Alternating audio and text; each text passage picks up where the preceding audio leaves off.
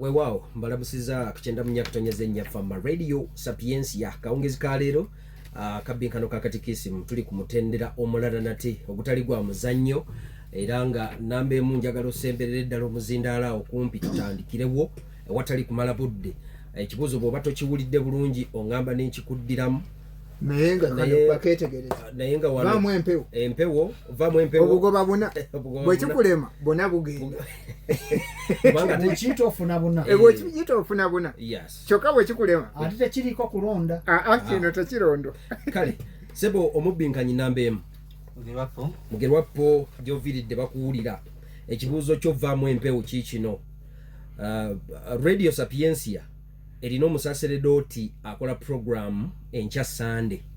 Programu eyitibwa enkya Sande. Tuwa amannya ge.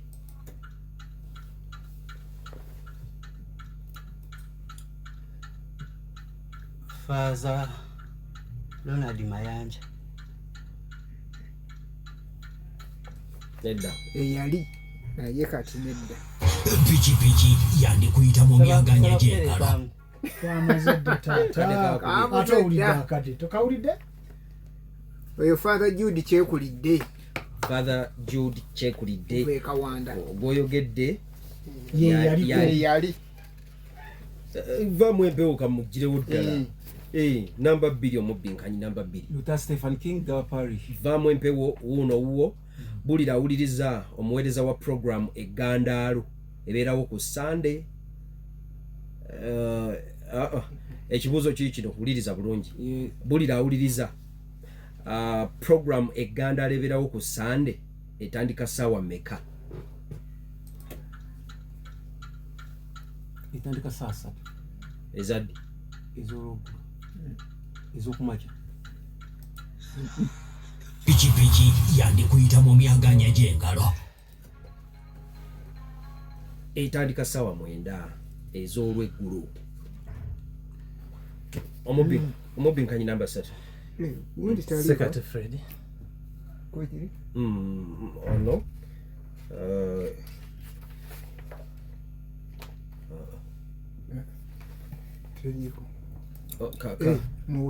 kankuwe vaamu empewo.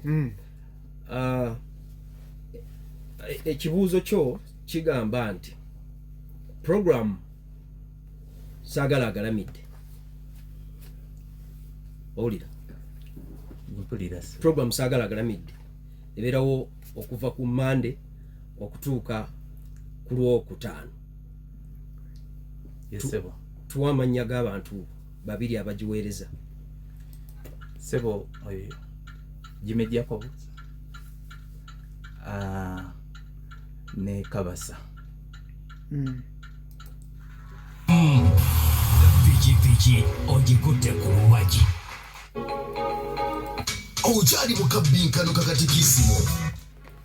Tusimbule tuli simbule embalaasi. Omubbinkanye namba emu Ngerwako tutandikidde mu Bayibuli. Mu lugero lw'omusizi boogera ku nsigo ezaagwa mu bifo ebyawufu omuli amaggwa, olwazi, ettaka eggimu n'ekkubo. Nsigo kyeyo eyogerwako mu kitabo ekitukuvu? Saba kunziriramu. Mu lugero lw'omusizi boogera ku nsigo ezaagwa mu bifo ebyawufu omuli amaggwa, olwazi, ettaka eggimu n'ekkubo. Nsigo kyeyo eyogerwako mu kitabo ekitukuvu? Ensigo kibeera kigambo kya Katonda. Bakuwa. Piki ogikutte ku luwagi.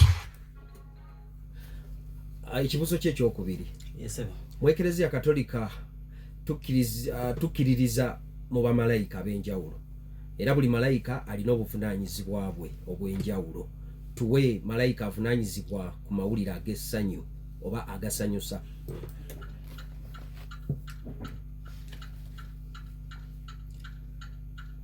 Malayika Gabudyeri omutuukirivu.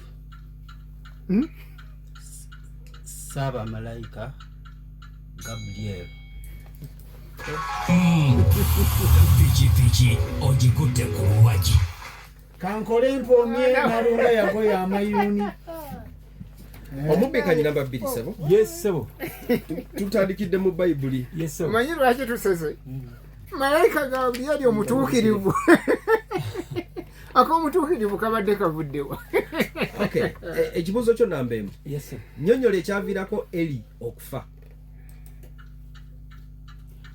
Ekyaviirako Eli okufa yali violatinze ekigwa kya Katonda era nga n'abaana be abafudde ba priests n'ekirala nga n'abaana be bayonoonera mu kigwa kya Katonda nga bakolerayo ebyensonyi. Nakyo kituufu. Piki ogikutte ku luwagi. Okay, ng'oggyeko Pawulo. Yes sebo. Menyayo abantu abalala 2 abaawandiika ebbaluwa. Tulinawo Peter ne John. Abasajja babiri. Piki ogikutte ku luwagi. Kale n'abalala tulinayo Yuda, Filemoni ne Yakobo. Nabo baawandiika ebbaluwa. Omubbikanyi namba 3. Sebo. Amannya Sekate Fred. Mwami Sekate Fred. Ekibuuzo kye ekisooka, sanduuku y'endagaano kuliko ekifaananyi ekya zaabu. Tuwe erinnya lyakyo.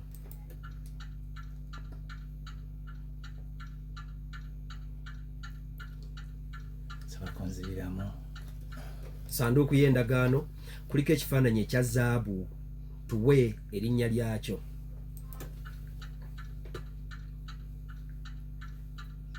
Sebo ekyo kya malayika.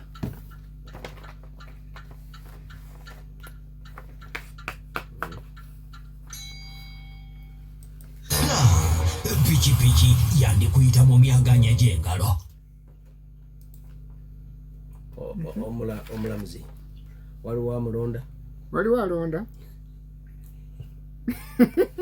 Kozi mutya. Bano basooka kweteesa bano. Bali Balabika bayeetedde Syndicate. bawedde. Kale kigaana. Kigaana. Answer ekifaananyi ekyo Gambye ati sanduuku y'endagaano Kya malayika. kubanga bwe baba mugungi bayitibwa cherubimu kituufu. Kale kitegeeza musomesa tumuwe. Kale. Piki ogikutte ku luwagi. Cherubim Choir. Mukulu Judy Luwaga nkutumiddeko ne ba members ba Cherubim Choir mwenna. Ekibuuzo kye ekyokubiri. Sebo. Mu bikolwa eby'abatume. Sebo. Tulaba nga abatume 11 beerondamu omuntu ow'okudda mu kifo kya Yuda ow'e Kaliyuta. Ani gwe baalonda? Balonda Matiya. Yes sebo bakuwe. Piki ogikutte ku luwagi. Tugenze eri omubbikanyi namba M. Naye twongere ku ddoboozi kubanga Ne ku speed. tebatuwulira eri ebweru. Yes sebo. Twongeremu eddoboozi ne speed. Bwe baba bakuddiramu tokandaaliriza. Tugende mu maaso sebo. Tugenze mu byafaayo by'ekereziya. Yes sebo. Ekibuuzo kyo ekyokusatu, tuweeyo ebintu 3 by'omanyi ku kigo kye Villa Maria.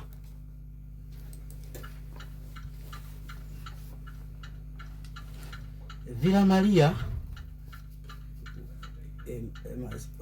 Masaka wasooka okubeera parish.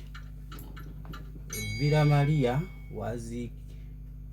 waziikibwawo abepiskopi era Villa Maria wetwafunira abasaaseredooti abaasooka. Yongera kimu.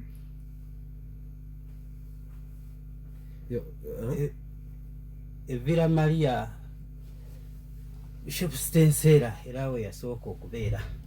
Bakuwe. Yanziza sebo. Piki ogikutte ku luwagi. Era byolina bingi. Yaliko Lutiko y'essaza ly'e Masaka, kisangibwa mu ssaza ly'e Masaka of course. Waziikibwawo abamu ku bepiskopi okuli Bishop Adrian Kivumbi Ddungu ne Ssaabasumba Henry Stensera. Kale ekibuuzo kye ekyokuna, lwaki kumanya ga bapapa abamu kubeerako emiwendo okugeza Papa Paulo ow'omukaaga? ate nga kugabalala tekubaako. kati okugezanga papa Bendikito owe-16 kitegeeza olwedde twali tulina bapapa bawulirize eri n'abawuliriza. Assebo omubinkanyi namba emu Lugerwapo Naddangira Parish. Tugenze mu kanyomero ak'abajulizi. Yes. Ekibuzo kye kyokutaano mu bajulizi, ani yabatiza omujulizi Lukabana ba Kintu?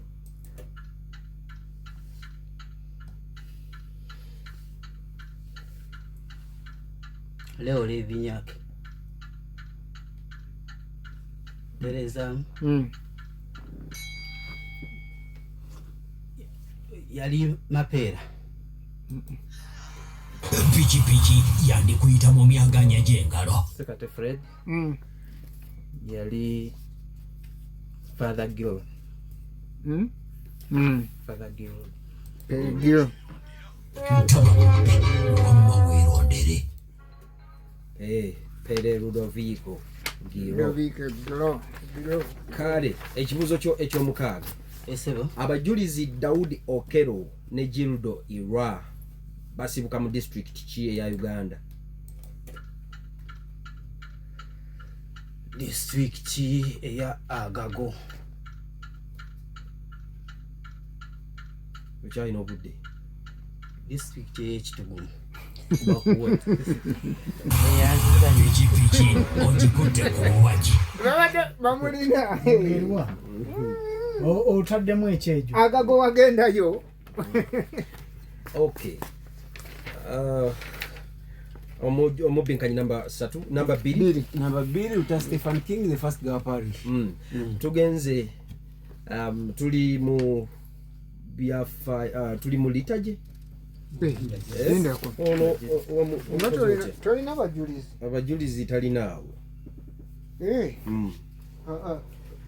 Soko muwe gundi nga bwe tunoonya abajulizi wa. Muwe liturgy. Kale tuzze mu liturgy sebo. Ekibuuzo kyo ekisooka mu kanyomero ako. Wano musaze kkulu erya Kampala Ssaabasumba alina ennambika gy'ayisa oba gye yayisa.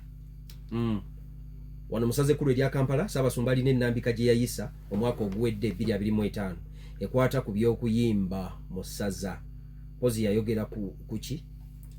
Ssaabasumba yayogera ku uniform empya ezaali zigunjibwawo, obuteeteeyi obuki, n'agamba tulina kukozesa zigawuni mu kuyimba mu kwaya. Ekirala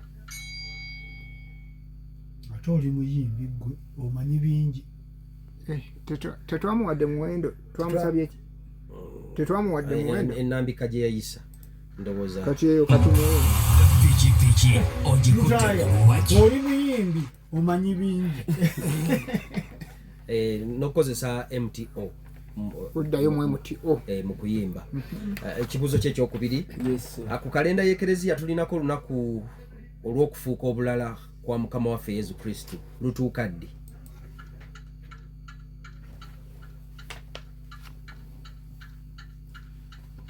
Olunaku olwo lutuukawo nga tugenda mu weekend tukufu. Sekate Fred. Bannange musooke muleke. Tuddemu. Muwulirize bannange, muwulirize. Senga akadde kooli kaba kakyako. Don't interrupt. Paka nga akadde kamaze okuvuga ne tukuba agonji. Kati lutaya Stephen Kujja nga King. atugambye nti kiganye. Oli wadde lutaya Stephen King. Ansa yiyo kasita ekibuuzo bakikuwadde dda kati giddemu.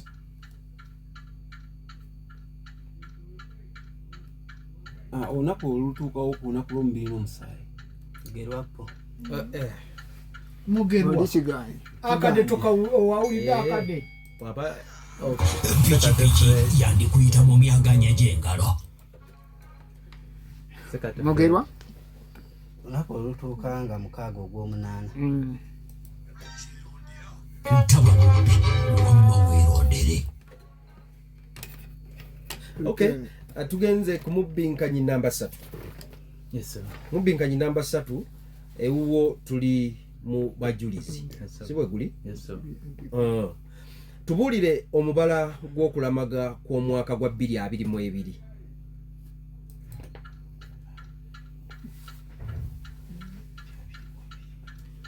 222 fe ababatizi tulangirire ababatizi tulangirire n'essuubi tulangirire evanjiri ekigambo kya Katonda n'essuubi n'okwagala. oli kumpi naye yandikuyita mu myaganya gy'engalo. ddamu otubuulire. nga 24 ngekeera Pikipiki ogikutte ku buwagi. okay misa ya 24 Desemba. Kakati omubinkanyi namba 2 sebo ndiwo wadde okyalinayo akatunduko kali naye katujjewo omalirizeeyo wano mu katikisimu. Okay. Naawe malayika wange omukuumi naawe malayika wange omukuumi n'abatuukirivu mwenna abali mu ggulu munkuume nze mu kiro kino ne mu kaseera ak'okufa kwange. Amiina. Kiki ekibuze mu ssaala eyo?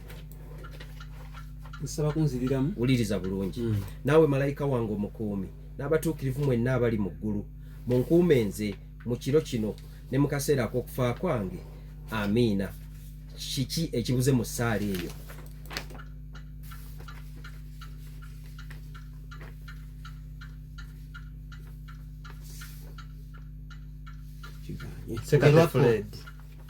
Sekate Pikipiki yandikuyita mu myaganya gy'engalo. Ayi Mariya omubeererevu.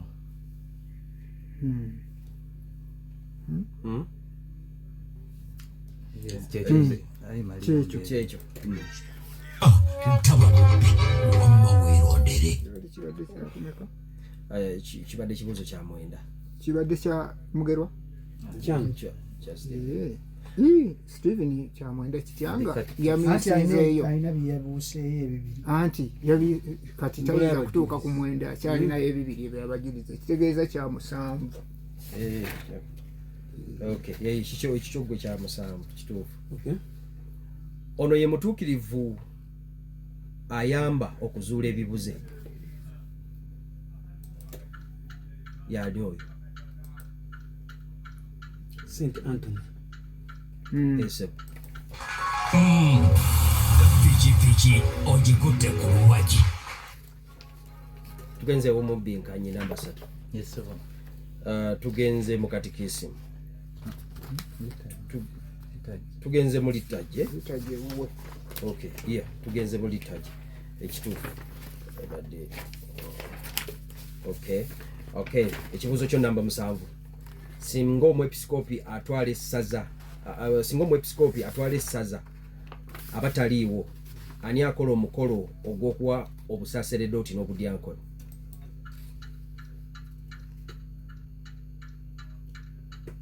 Sibo musaza bw'aba taliiwo asobola okusigira oba okusaba omwepiskopi yenna okuba musaza eddala. Pikipiki ogikutte ku buwagi.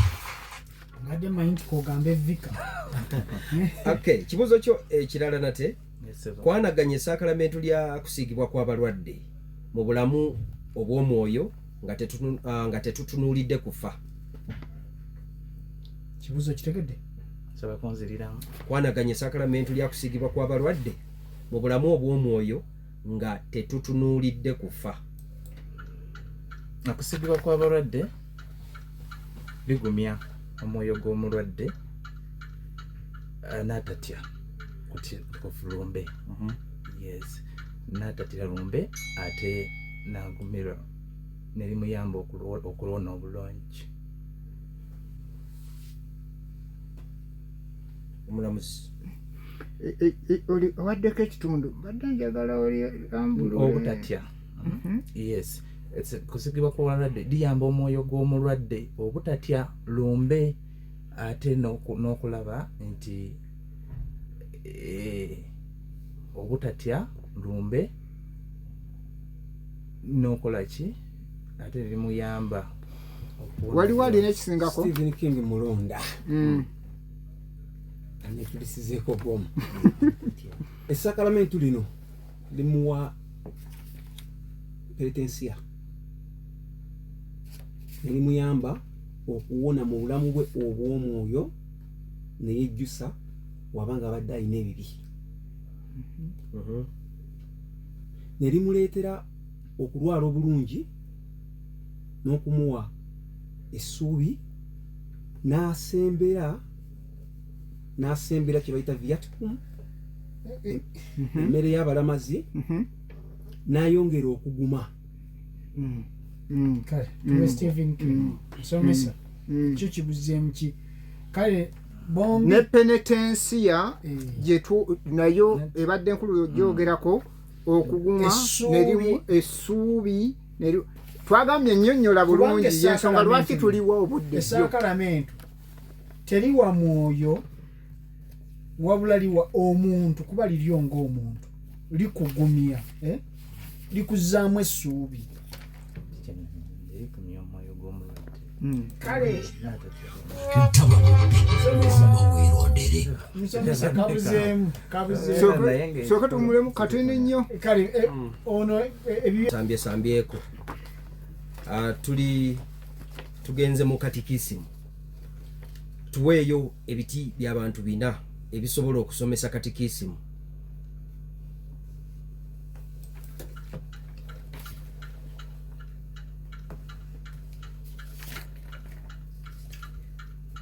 Bishop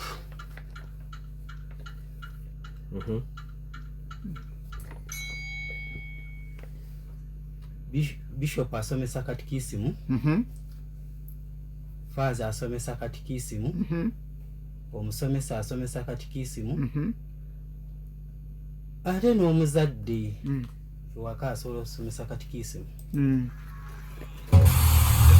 Piki ogikutte ku luwagi padaka abadde akagudde kkiriza gaana. Ekibuuzo kyo kisemberayo ddala okusinziira ku ekereziya omuntu ayitibwa omulonde yabeera atya? Omulonde ye muntu oba ye mwana awezezza emyaka 7 n'okweyongerayo waggulu naye nga tabatizibwanga naye nga ateekebwa okubatizibwa. Mukale piki ogikutte ku luwagi. Mubigganyi namba 2. Yes sir. Tuli mu katikisimu. Yes sir. Ekibuuzo kyo ekisooka mu katikisimu oluvannyuma lw'okutukuza omugaati ne viini bifuuka omubiri n'omusaayi gwa Yesu Kristo yennyini. Abaffe ki ekiddako era ekyo kigasa kyo mu Kristo? Nsaba kunziira musewo.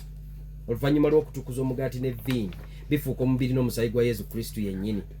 Abaffe tubuulire kiki ekibeera kiddako era ekyo kigasa ki omukristo? Ekiba kiddako kwe kufuna Holy Communion. Ekiba kiddako kwe kufuna Holy Communion kitegeeza oli omukristo nti nno omubiri n'omusaayi kiri kimu in one species. Nti eri species emu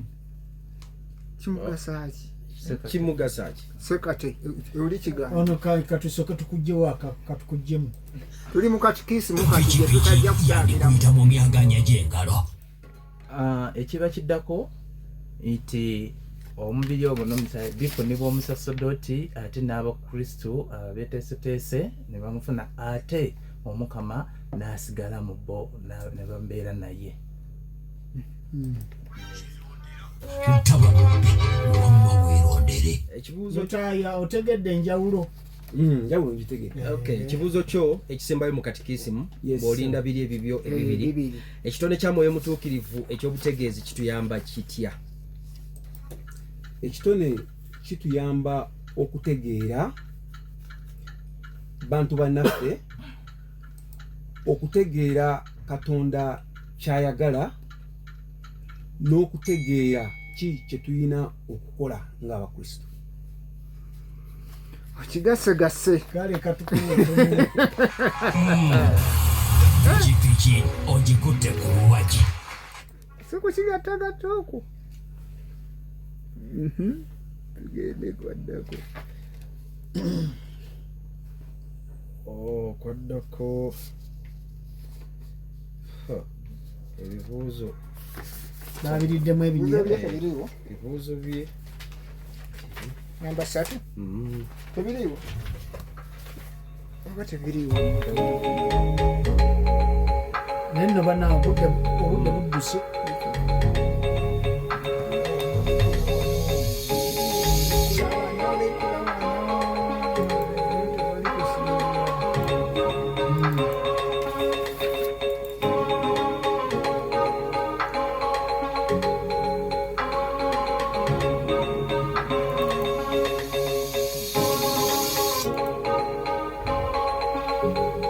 katikisimu tukomewo ekibuuzo kyekisooka ani gwe musomesa gwe tuliko ekibuuzo kyekisooka omuntu afuna ddi indulgensiya awo tumenyere engeri omuntu gyafunamu indulgensiya omuntu afuna indulgensiya bw'aba agenze mu kifo ekyo ekiteekeddwa oba ekyalangirirwa kulamagabwamu oba nga agenze okulamaga nga yeeteeseteese bulungi nga yejjusizza ate ne yeetaba bulungi mu kitambiro ky'emmisa ekyo n'okusembera n'asembera. Pikipiki ogikutte ku luwagi. Ekibuuzo kyekisembayo mugende muzaale mwale mulye ensi mugifuge. Ebigambo ebyo biri mu kitabo ky'amasooka naye twagala saakalamentu ki mwebigwa? Kigwa mu saakalamentu ery'amatirimunya. Pikipiki ogikutte ku luwagi. Lutaaya. Yes sir. Ebibyo byasigaddeyo mu bajulizi biibino. Yes sir. Bwe twogera ku kyebando mu ssaza ly'Ejjinja, omukristo oyinza mugamba ki ekikwatagana ku bajulizi? Ebyo gye bazaala gonza gagonza. Pikipiki yandikuyita mu myaganya gy'engalo. Sekate Fred eyo wasibuka omujulizi Matiya Mulumba Kalemba. Ntaba mubbi wamma weerondere. Ekibuuzo kyo ekisembayo mu bajulizi Lutaaya. Bwe twogera ku Pookino omwami wa Kabaka atwala essaza ly'e Buddu, oba ofuna kifaananyi kimbwongo ku bajulizi abatuukirivu ab'omu Uganda? Oba tuwa omujulizi bw'ofunako ekifaananyi? Karoli Lwanga ssebo. Sekate Fred. bulira kano. Ngerwako. Olikubye ebbali. Sikulaba ku pikipiki. Yes, kifaananyi. Ngerwako. Sekate. Sekate. Ekifaananyi kyefuna kyekya Bruno Serunkuuma. Lwaki? Nti yali mutabani we. Ntaba mubbi wamma weerondere. biweddeyo. Okyali mu kabbinkano kakatikisimo. Tuwunzika.